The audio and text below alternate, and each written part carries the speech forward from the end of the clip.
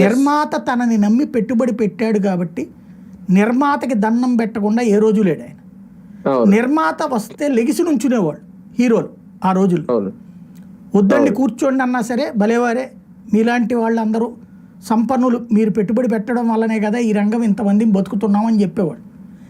ఇదంతా మనకు అప్పుడు ఉన్నటువంటి ప్రింట్ మీడియా, అప్పటికి వాళ్ళకి మళ్ళీ ఎలక్ట్రానిక్ మీడియాలు సోషల్ మీడియా లేవు. బట్ ఆనాటి ప్రింట్ మీడియా కానీ లేదా ఎవరైనా చెప్తూ ఉండటం ద్వారా కానీ తెలుస్తూ ఉండేది.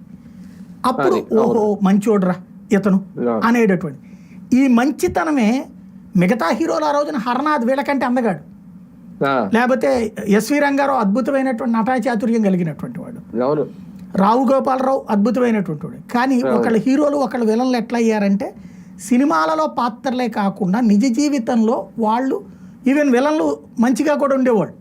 వాళ్ళందరినీ గౌరవించేది ఆనాటి సమాజం, ద్వేషించేది కాదు, దూషించేది కాదు.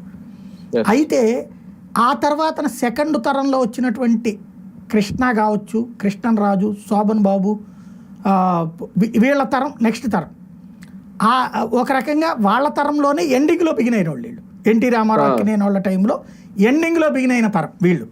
వాళ్ళతో కూడా కలిసి చేశారు కానీ వాళ్ళ వయసు కాదు కదా వీళ్ళు, కొంత తేడా ఉంది. వీళ్ళు తర్వాత యుక్త వయసు బ్యాచ్ అనమాట.